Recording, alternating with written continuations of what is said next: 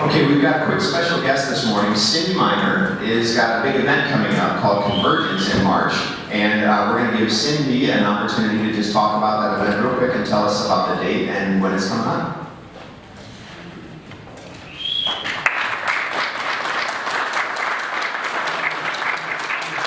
Thanks, Don. Good morning, everybody. My name is actually Cindy Brewer. People forget. Miner's easier to say. But I'm here to talk a little bit about our Convergence Industry Conference that we have every spring. This year will be on March 26th. Convergence is coming up on its third conference, and this was created out of a brain trust lunch meeting one day with myself and some folks from APEX and CSCMP and some of the other acronyms that you know of in and around St. Louis. And what we did is we tried to find a way that we could communicate all of our different agencies, what we do, the products and services that we offer, but in a really great way that models cooperative behavior, which is a really cool thing for the city and county of St. Louis, Missouri. So we came up with the St. Louis Operations Collective, and what we do each year is put on a quality conference under the umbrella of supply chain operations and logistics. So like I said, it's coming up again this year at March 26th. It won't be at St. Louis University this year, it'll be with our partners at Helmsville. We have live registration, we have sponsorship opportunities. I didn't know I was going to talk today, so I brought no materials whatsoever. Thanks, Tom. But I do have cards that I'll leave up here on this table. If you have further questions, you can ask Tom, you can contact me or any of our other members, Jason Sarver too. But I hope to see you there, and thank you, and thanks, Tom. Thank you. So we will get these cards to the back table, back on the sponsor table, that way on the way out. If you'd like to grab one, you can, and start using it. Okay, great. And now today we've got a really fabulous speaker, Mickey Vanderloo, who's up here. We're going to learn how to manufacture money today, so who wouldn't like to know that, right? So Mickey is the president of Lakeview Consulting, a team of 5 experienced grant professionals who have collectively obtained over $190 million in funding. The Lakeview team provides grant incentive research, writing and consulting services to help those in the manufacturing and technology communities address financial constraints to growth and success. Mickey has over 15 years experience performing grant incentive consulting services for clients in the manufacturing and technology communities, including trade associations, technical and vocational programs, manufacturing extension partnership centers, and for manufacturers and early stage technology companies.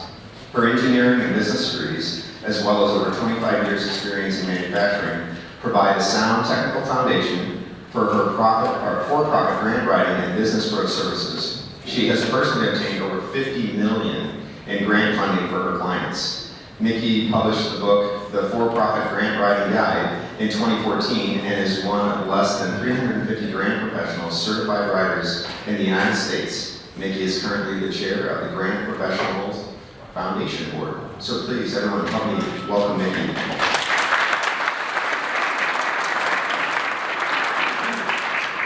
Well, thanks, everybody. I really appreciate it. This is such a great crowd, and I kind of feed off the crowd, so this is awesome. Okay, like you said, my name is Mickey Vanderloo, and I'm here to talk about manufacturing money, and who doesn't want to know about that, right? So we're going to talk about improving your bottom line through grants and incentives. And as Tom said, I have a lot of experience with this, and one thing I've found over the years is this is really a conversation, okay? And I am a very informal speaker. If you have a question, you have a comment, you want to talk about some funding source, raise your hand. Because what I found about funding in general is that it always changes. That's why it's an ongoing conversation. Because what is out there today for grants and incentives might not be out there tomorrow. It might not be out there next week. Grants and incentives really depend on the funder's priorities, and as we all know, the only thing constant is change, and funders are the same way. Their priorities change. So we're going to start the conversation today, but I look forward to continuing it with all of you. So I have one question to start off today's presentation. Are you succeeding? Now when I talk about success, you guys measure success in a number of ways, right? You measure success by profitability, by revenue, by employment. Do you have the right people and the right seats on the bus? How many of you, raise your hands, think your company is successful? Oh, quite a few. That's awesome. Okay, for those of you who did not raise your hands, can you just give me a few reasons why you're not successful?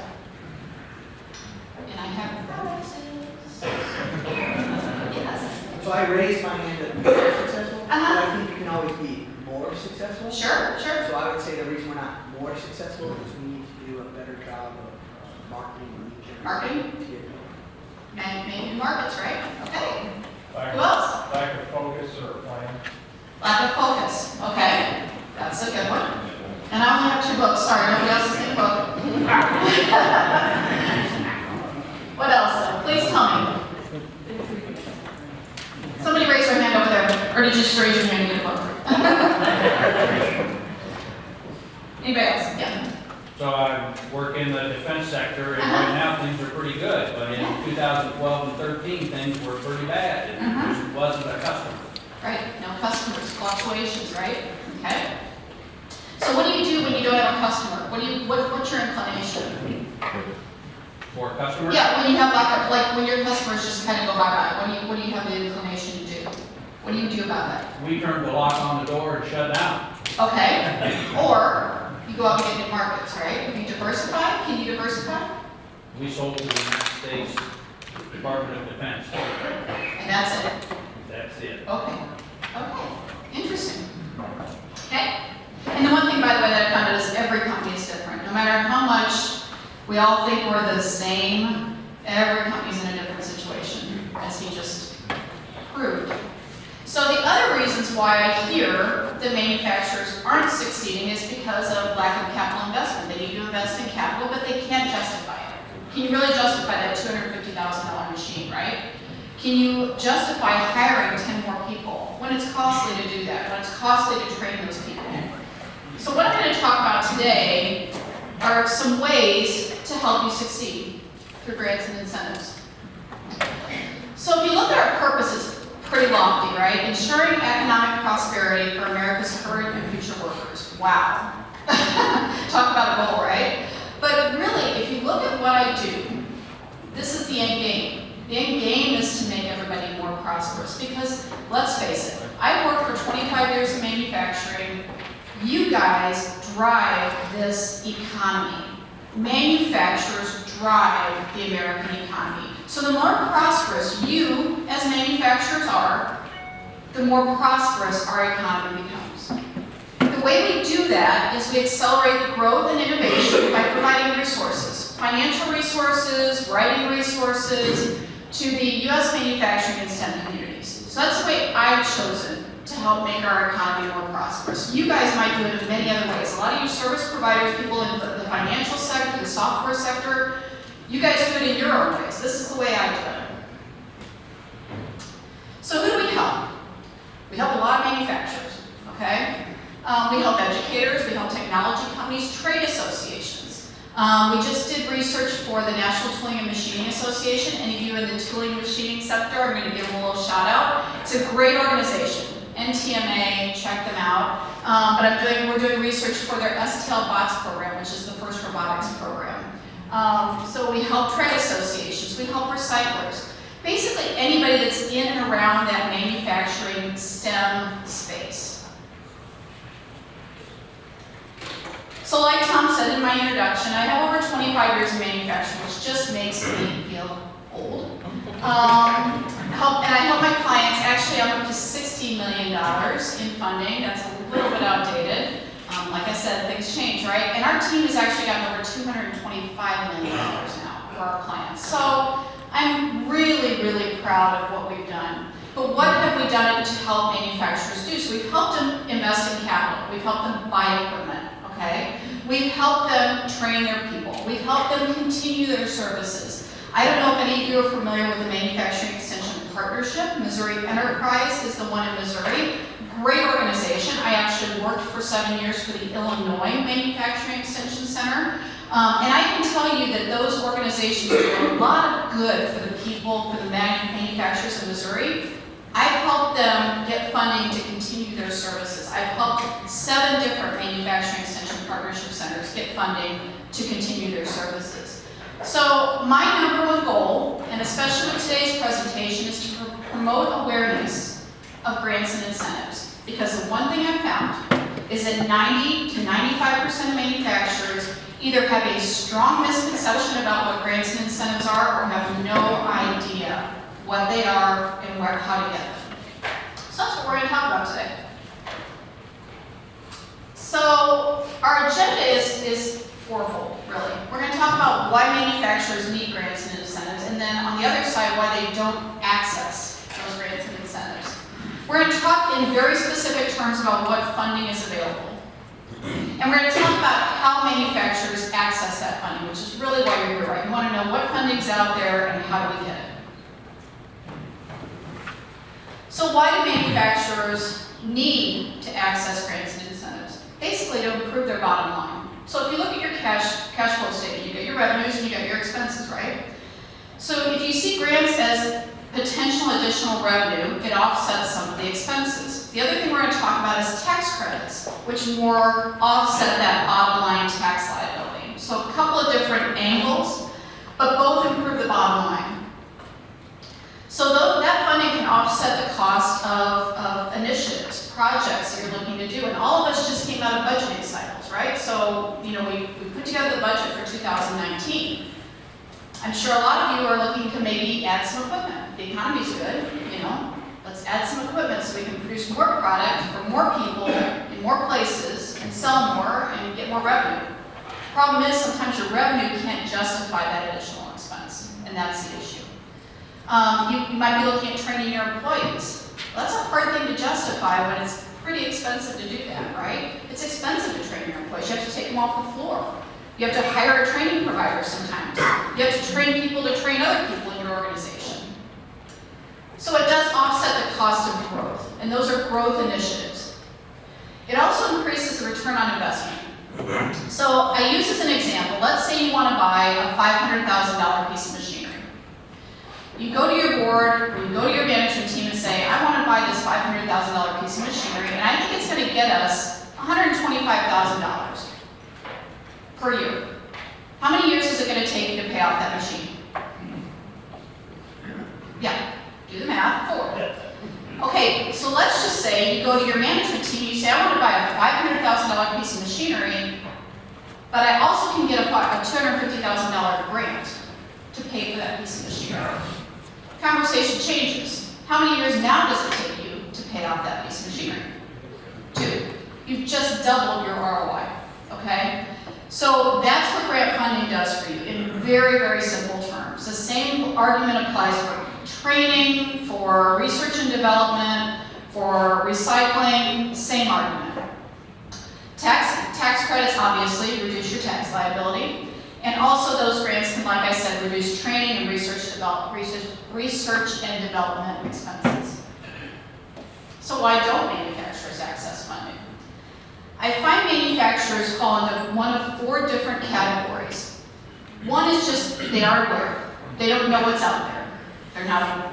And you know, honestly, that is a problem for the funders. It's hard to tell everybody everywhere what's out there, right? So you go through trade associations. Well, if those people are members of trade associations, they may find out about them. If you go to networking meetings like this one, you might find out about a source of grant funding from talking to somebody else, but in general, there's a strong lack of awareness. For another set, they know that it's out there, but they see the applications and they're like, I ain't doing that. I am not going to take the time, I do not have the time to fill out this application, to put all this together. Too much time. Can't do it, don't have that time. The third group have strong misconceptions about funding. So I went and talked to one potential client one time, and he said, well, you know, I heard about this company that they got $1 million in grant funding and got it all taken away. All of it was taken away. Really? You know, other ones say, we're a manufacturer, only nonprofits get grant funding. We're a for-profit company, we don't get grant funding. Both of those are 2 of the biggest misconceptions. So first of all, if a client gets all of their grant funding taken away, they didn't meet the terms of the contract when they signed the grant. And we all know, if we don't meet the terms of a contract, what happens? We lose the business, right? Same thing happens in grant funding. Same thing happens when you go and get a loan, by the way. If you get a loan to build a house and you never build a house, is the bank going to give you the money to build the house? If you don't have any invoices, any receipts? It's the same thing with grant funding. So, and then on the other, I definitely know I can prove beyond the shadow of a doubt that manufacturers can get grant funding. The fourth group is the group that, quite honestly, I like for one reason. They know about grants, they know what's out there, but they choose not to proceed. And I'm okay with that. Because if you know, if you truly know, if you understand the truth, and you just choose to do something different, you make an informed decision, right?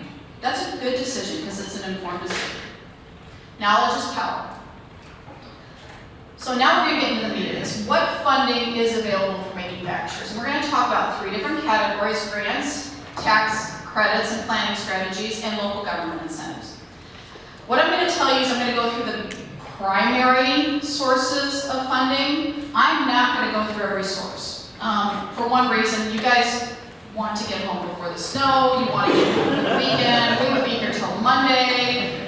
Not going to happen. I live 75 miles from here, not going to happen. So it's not an exhaustive list, but I'm hitting the big hitters, okay? I'm covering the big stuff. So how many people have ever gotten a grant?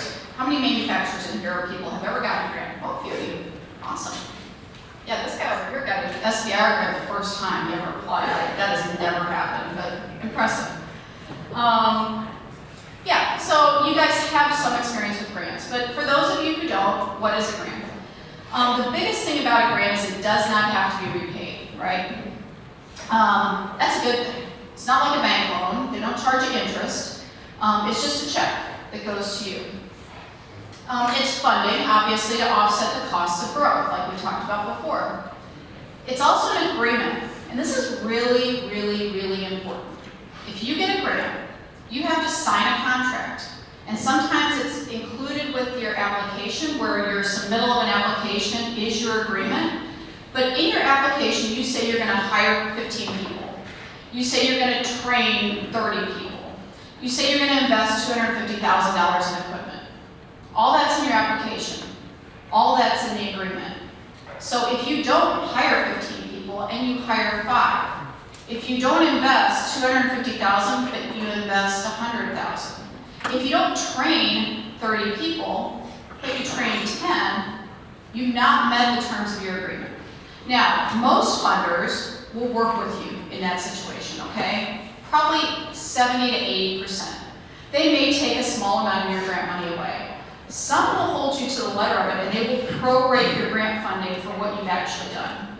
So in that case, you might get a third of the funding you were promised. Now that's not going to bode well with your management team, right? So that's one thing you do have to understand. It is an agreement.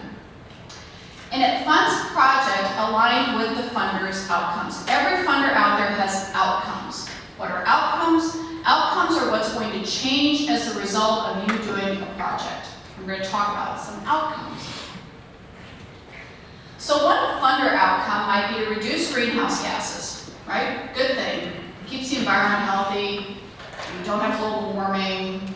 So what kind of projects would be applicable under that funder outcome? Maybe an electric powered truck. So I'm going to use one grant situation as kind of my overall case study. And it's actually one that was for a company that I worked for. So I worked for a steel service center in Granite City, Illinois. I sold steel for 6 years. And as part of my job, I was tasked with going out and looking for grants. So I found out, this was back in 2008, 2009, which was not a happy time period for anybody, okay? And we were wanting to put some equipment in, but again, could not justify it. So I went to this conference that was put on actually by IMEC, the MEP Center, and it was about the wind energy industry. So the federal government in 2008, 2009 put out ARRA funding, ARRA, American Recovery and Reinvestment Act funding. They sent that funding to the states and said, here, give this to companies in areas that you want to grow your state economy. Well, the state of Illinois decided, and if any of you have been north on 39, on 57, on 55, what do you see in all these farm fields now? Wind turbines, right? Tons of them. A lot of those got built because of ARRA funding. A lot of them. So at that time period, there was a lot of interest in wind energy because Illinois is a flat state.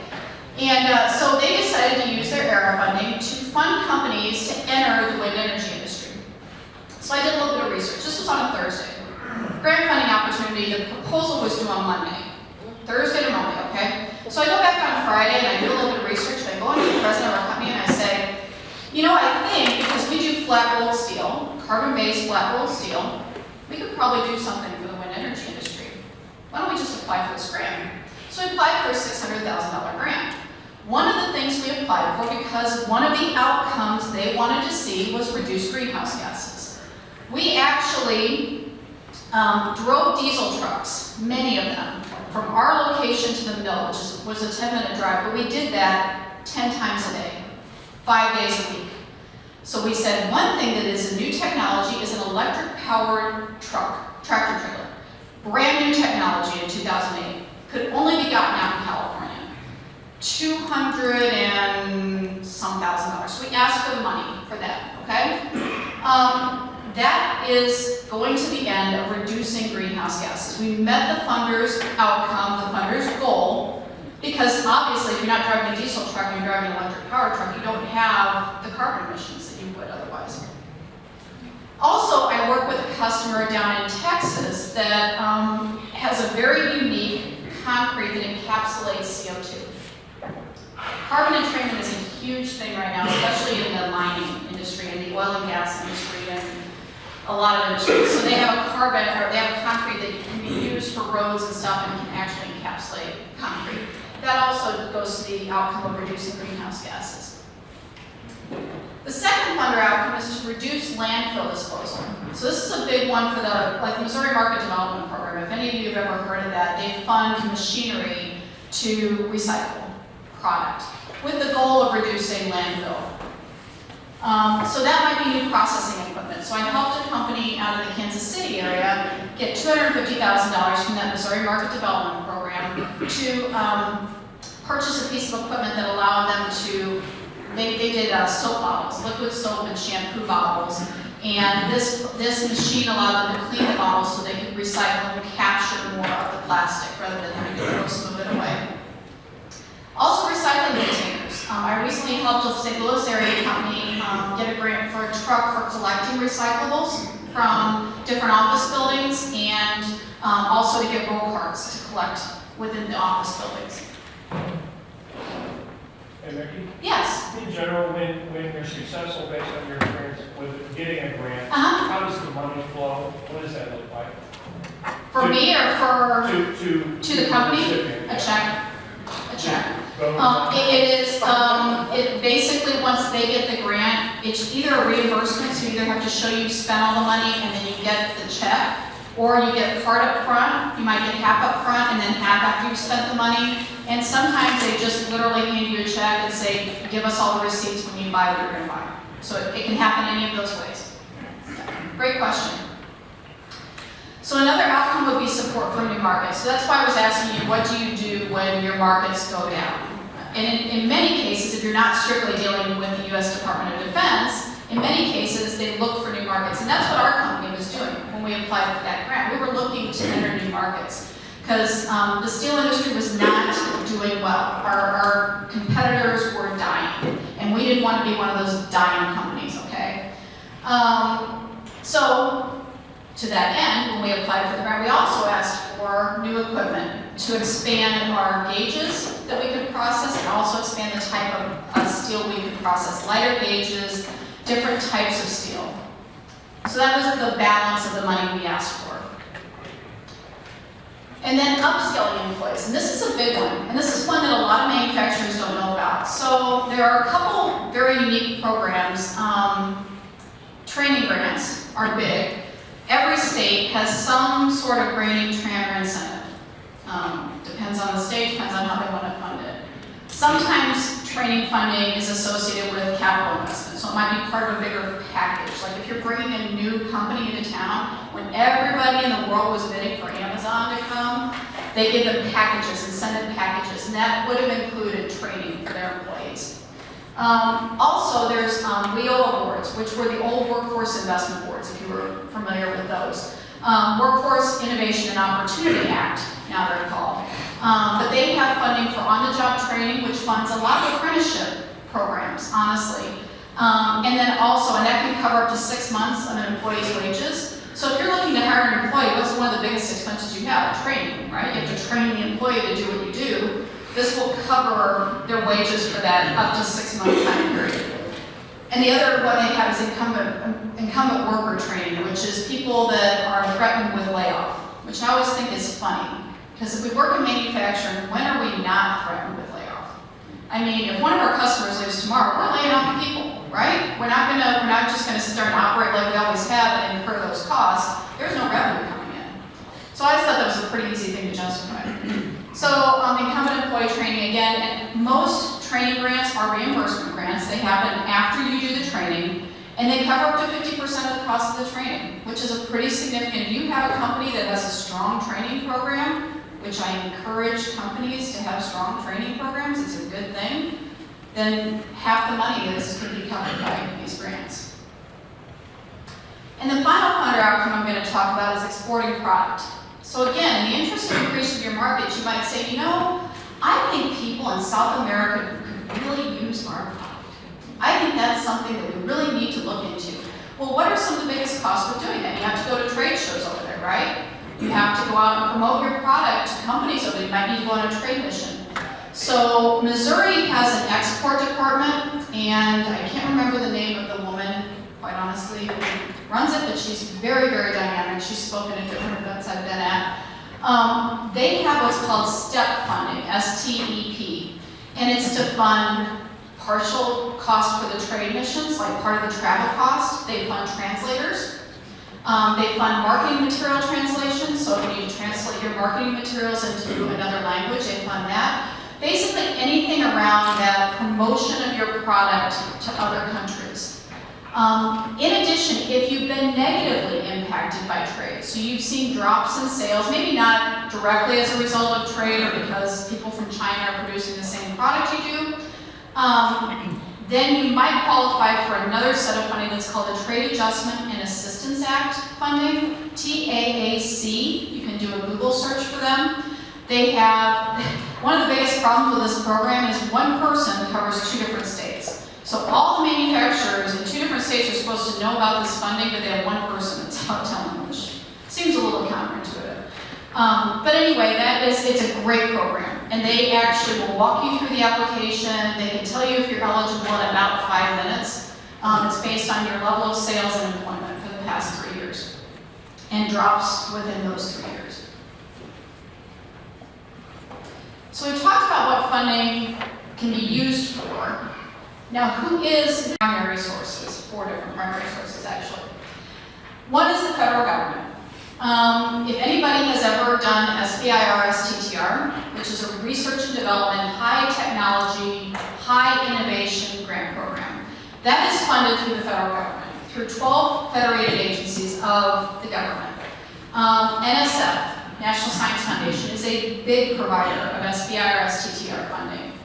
NASA has SBIR funding. Department of Health and Human Services.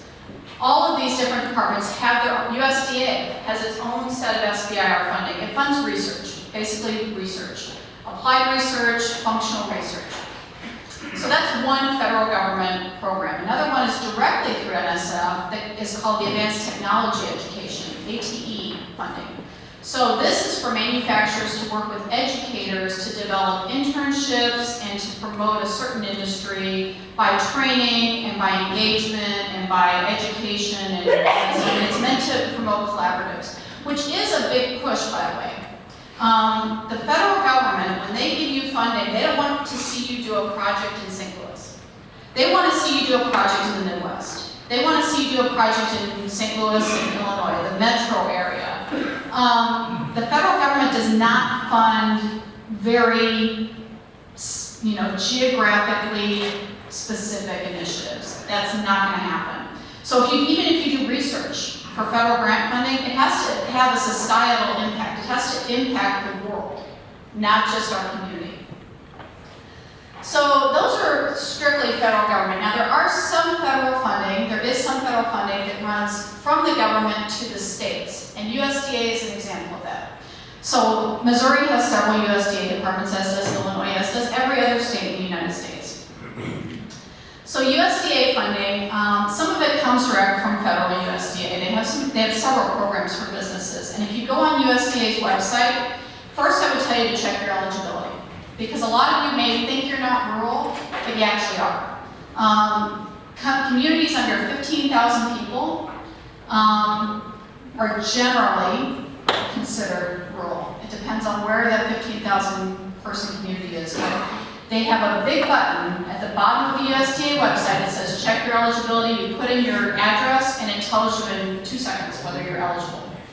So if you find out you're eligible, you can get funding for equipment that reduces your energy expense. You can get funding to put in solar or wind power. You can get funding, grants or loans to put in a new energy initiative in your facility. That's all USDA funding for rural areas. USDA funds rural economic development and rural energy savings. Broadband, they fund broadband initiatives. They fund telemedicine initiatives in rural areas.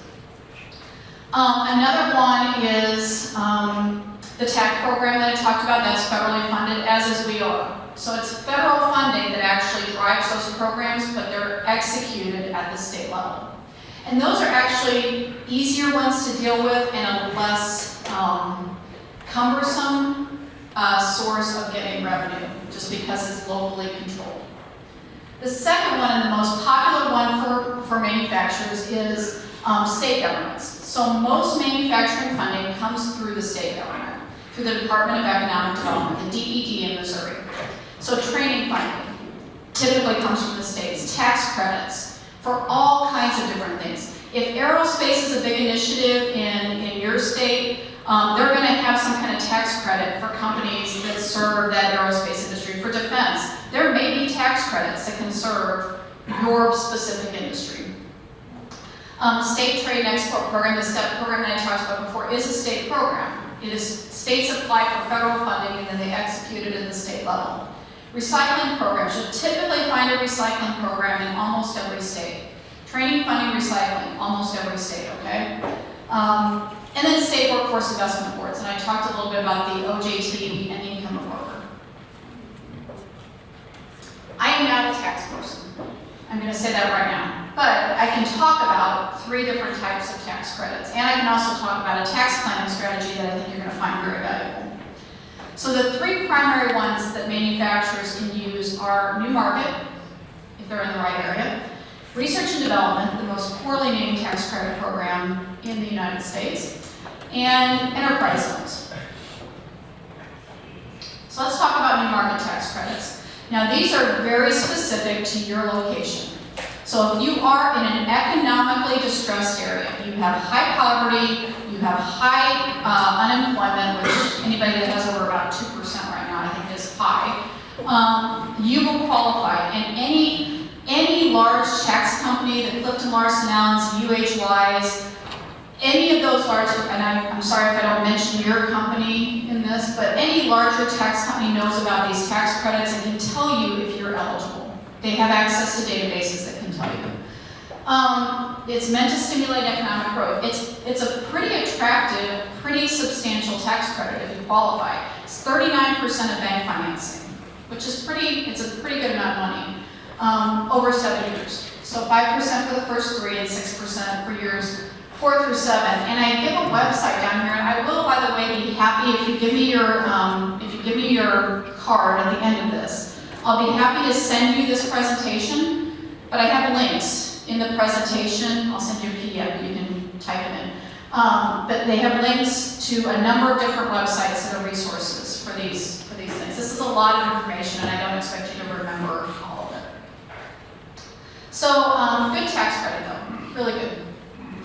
It provides access to capital for companies that typically can't get that capital. So it's an incentive for banks to loan. So an example, pretty simple example, you borrow $1 million, you get 39% of that over 7 years. And you can contact your local bank because the funding has to run through the banks. Banks or tax companies typically know about these things. So now what I call the most poorly named tax credit going. because this really does not totally fund research and development. So a lot of manufacturers will look at me and say, we don't do research and development. Well, do you design products? Do you improve your processes? Have you come up with a software that has helped you improve your processes? A lot of companies can actually apply for this funding and can see substantial financial benefits from doing so. So these tax credits are a dollar for dollar reduction based on the amount of time you spend doing research and development. It requires tracking. It requires the company to be able to segregate costs. But you can go up to 3 years prior. So you have a 3-year look back on this tax credit, which is a really appealing part of this. This used to be a tax credit that was year to year approved by the federal government. And nobody likes to be year to year approved by the federal government because we see what's happening right now. Government shut down, then you don't have your funding, and things are bad. This is now a permanent part of the tax law, which is really good for manufacturers. The 179D deduction, I believe, is kind of off and on, still like the R&D, but this one's a constant. So basically, eligible projects must pass a 4-part test. It's right here, what you see on the test. As you can see, it really doesn't talk about R&D a whole lot. It talks about experimentation and technical uncertainty and technology. So if you're putting new technology, and if you're designing technology for a client, you might very well be doing R&D as far as they're concerned. My company personally partners with ICS Tax. We have a really good relationship with this company because we serve a lot of the same people. They actually do a lot of this R&D tax credits, and I'm going to talk about a tax planning strategy that they offer that I'm happy to also offer to you guys. Enterprise zones. Are any of you in an enterprise zone, or do you know that you are in an enterprise zone? You are. If you're in an industrial park, chances are you're in an enterprise zone. So I always tell people, go online, search for Missouri enterprise zones, put in your address again, and usually you can find out really quickly if you're actually in one. A lot of people are in enterprise zones and don't know they are. There's a lot of tax and sales tax credits that are associated with enterprise zones. It's amazing. You can save a lot of money, especially if you're doing expansion, renovation, you're hiring, you're training. You can use tax credits from the enterprise zone to help offset that. What I tell people is to contact your county economic development or your city economic development people. They will be in the know because they have to approve the enterprise zones. They know what enterprise zones are out there. And I have found that some communities that want to do more development will actually beef up their enterprise zone. That's one way they do it, is they put people in enterprise zones and they promote those by doing more tax credits. So those actually can vary county by county, city by city. TIF financing. This is not one of the most popular forms of financing for a lot of people because the perception is it takes money away from schools and all the people that deserve money. Basically what it does is it looks at an assessed value of a property today, and then an improvement is made to that property. You need to, now, the one thing is, you need to do the assessment, get your TIF financing approved, get your application approved by the board, which is not a small feat, by the way, usually it can take months. And then you can do your project, and then you can tell them how much you improved your assessment, and that difference is what you get in financing. And you can use that financing to do improvement projects. So very appealing, very, very good program. It actually just takes the money that you pay incrementally, it gives you that money back in taxes. So it really, in my opinion, it doesn't take away from anybody. So does anybody have any questions about the sources of manufacturing funding or actual funding that's out there? Or has anybody had experience with another? Yes? Real quick question. And it probably varies, okay? What are the reporting requirements of the various things? Okay, so reporting, sorry. Typically, Talk so much about illustrating. My husband tells me that all the time. I talk too much. Okay, so reporting, and that is one step of this. That was a really well-timed question. Thank you. So when you get a grant, yes, you celebrate. You know, you're happy. You get money. Then the work starts, right? So then you have to start reporting. So, for example, when my company got this big $600,000 grant, which I'm going to go back to in a little bit, when they got this grant, we had to do quarterly reporting. We had to report quarterly on our expenses, what we actually spent the money on. We had to show, you have to have an audit trail, basically. You have to prove everything that you spend. So if you buy equipment, you better keep every receipt for that equipment because you'll have to report that in your quarterly reporting. And it's basically a progress report. It says we've done this to this outcome, we've done this to this outcome. It's not hard if you have a good way of tracking it. I just developed an Excel spreadsheet where I tracked everything. And I tracked it and reported it more often to the funder. And you'll see how that was a benefit later on. I'll But follow up on that. yes. So a phase gated, and I'll explain it. Sure. Sure. That's basically where, I'll give you $100, but at the end of, let's say, the quarter, Mm-hmm. you need to show me this progress. I mean, it's Right. essentially that's what it Right. is. Right. How often is that used, and again, how burdensome is the reporting on that sort of thing? Again, not real burdensome. If you have good systems, if you can't track your costs, you're gonna have problems, no matter what. I liken it really to a bank loan. So like we just built a house, a vacation house, and we got a bank loan from the bank. We had to send, every time we had expenses, we had to send those expenses. As long as you have those in one place, it's fine. So I don't think it matters, but as far as the funding flow, that's the advantage of going with a state executed program versus a federally executed program. So when we took that grant through the state economic development department that was federally funded, we got the money quickly, believe it or not. Now, this is what's interesting about state funding.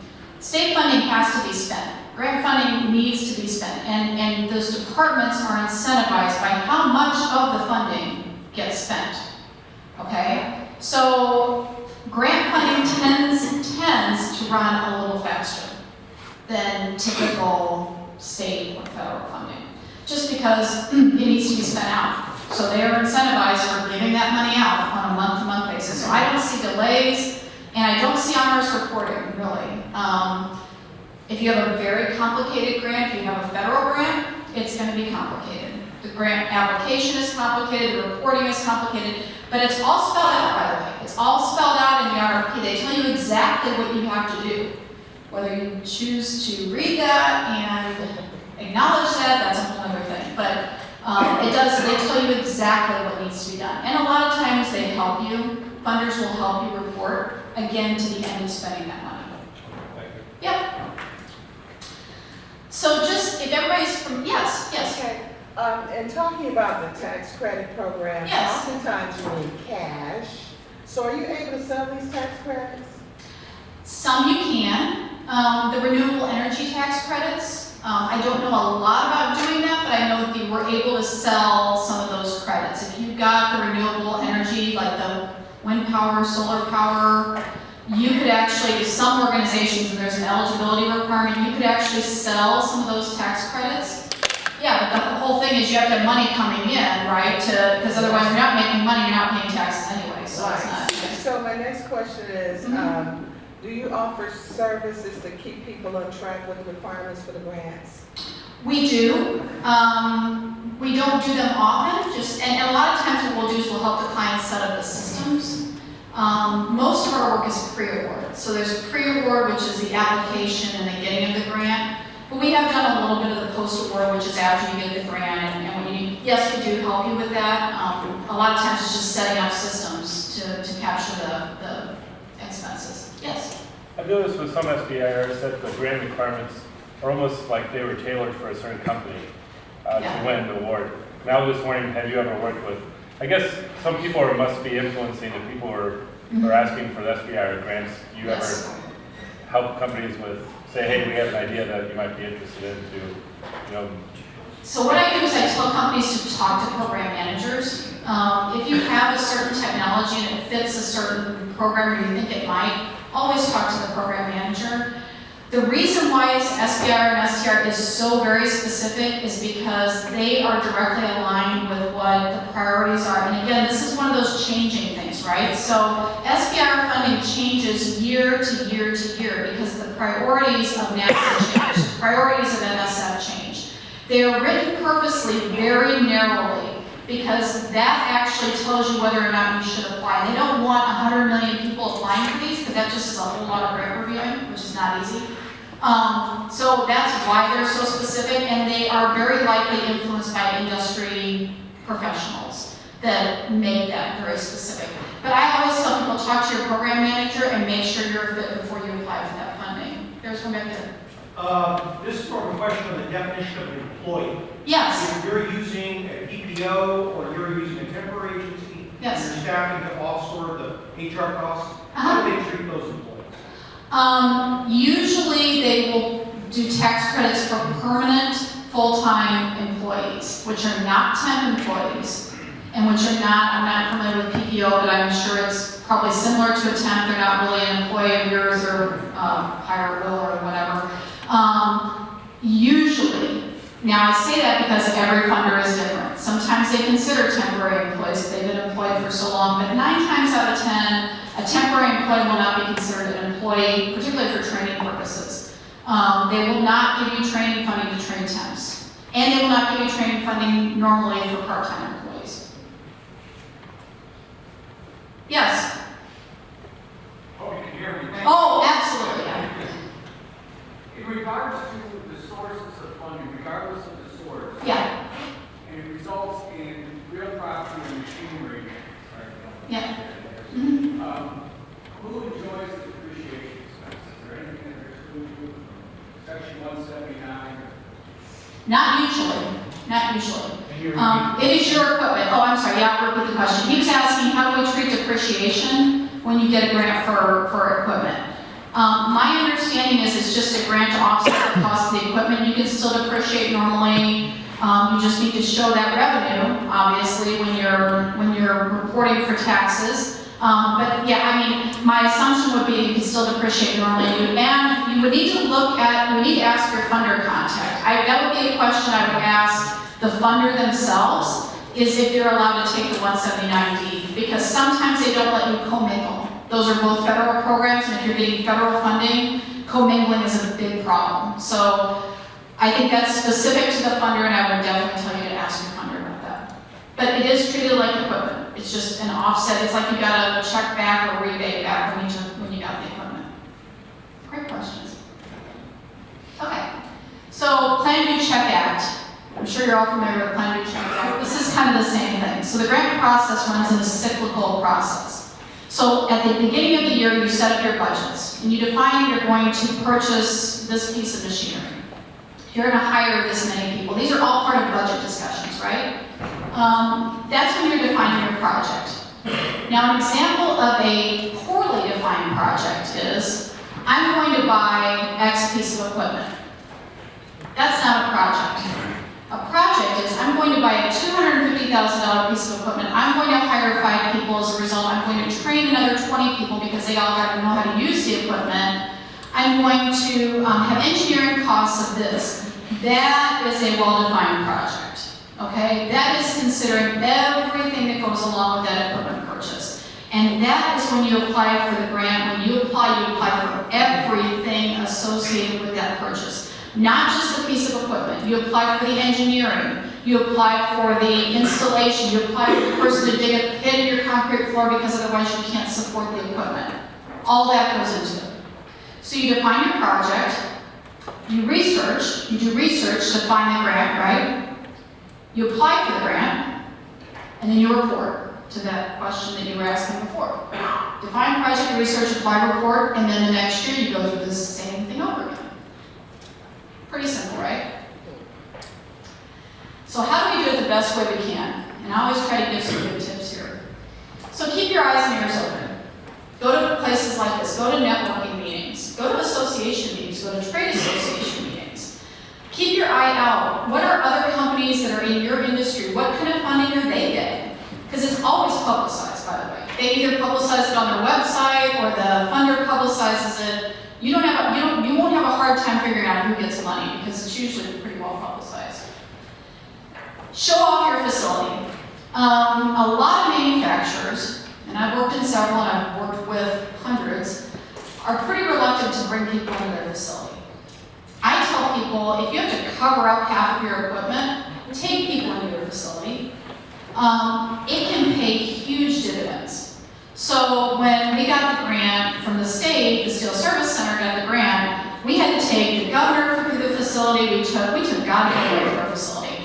But you know what, every one of them at the end of the day said, you know, now we know what you do. Because they don't know what you do, by the way. They have no idea. They're out in Springfield or Chicago or wherever they're at, and they don't know what you do. And they find it really interesting, by the way. It is fascinating to them to see what people do.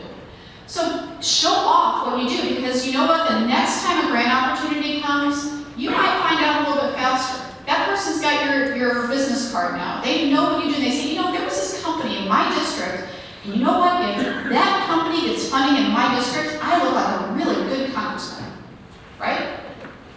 Pays dividends to them and to you. Check your emails and your newsletters. A lot of them will tell you what kind of funding is out there, or they're going to promote a funding source. So there's a lot of conferences that will promote funding sources. So keep your eye out for those. Do your own search regularly. Like I said, this is a constantly changing environment. Every year things change. When if this budget gets passed, the government will take everything off hold and off freeze, and then all of a sudden there'll be all these grant opportunities. Because they have new priorities, right? Recently, the priorities have been on apprenticeships, workforce development. The federal government has been funding a lot of, especially the Department of Labor, a lot of scaling and developing apprenticeship programs. And again, this is regionally. So we just wrote, a couple months ago, we wrote a grant for a community college in Kentucky that was working with 4 other community colleges nationwide, a very large trade association, and one of the largest health providers in the United States on a healthcare apprenticeship program. If they get the funding, 5,000 apprentices will go through this program in 3 years. I think that's pretty cool. Okay, I do really cool stuff, okay? I was really proud of that grant because the impact that has is just unbelievable. If you find a grant, consider hiring a consultant. Now, yes, I am a consultant, so I'm promoting shameless promotion here. But there are other ones of us, there are more than me. Consider a consultant to do it. Say what you do and do what you say. Yes? So I'll ask that question. Yes. And I don't need to know the magnitude, but do you charge a separate fee or do you take a portion of the grant monies? No, we charge a fee. We do not take a portion. We don't work on contingency. And I think I'm getting we need to wrap it up thing. So I'm going to talk really quick about the fixed asset review. This is something through ICS Tax that they do to help you. All you need to do is give them a fixed asset list. Again, if you're interested in doing this, give me your card after the presentation. They give you a full report. Here's some of the things they offer in that report. They've saved companies hundreds of thousands of dollars. It's a really cool service, and it's free, by the way, free. So these are the people you need to contact. The one thing I'm going to say, I talked a lot about that $600,000 grant that we got for the Steel Service Center. Because we're reported monthly for those 2 years, the funder and I talked a lot. So this was a time when companies were going under. That grant ended up being $2.3 million. Our company got $2.3 million because we talked to the funder. So the best piece of advice I can give you is if you know funders, talk to them. They will tell you when grants are available, they will help you. And they will maybe give you more money than you ever imagined. So to recap, if you're looking at employee training, capital investment, building renovation, recycling, see me, contact me, I'll be happy to do the grant and incentive research, which we do for a ton of companies. Grant writing, proposal review, any kind of writing that you want done, we can do. Any questions? Yes?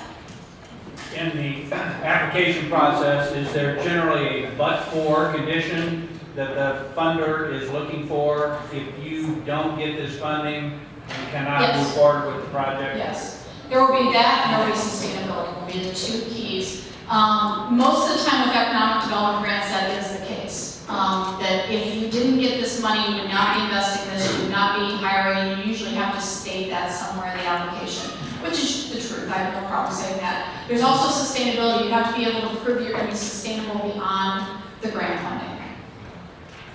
That you're going to continue to grow your revenues. Okay. The first 5 people that come up will receive a copy of my book, and we'll talk. And there's my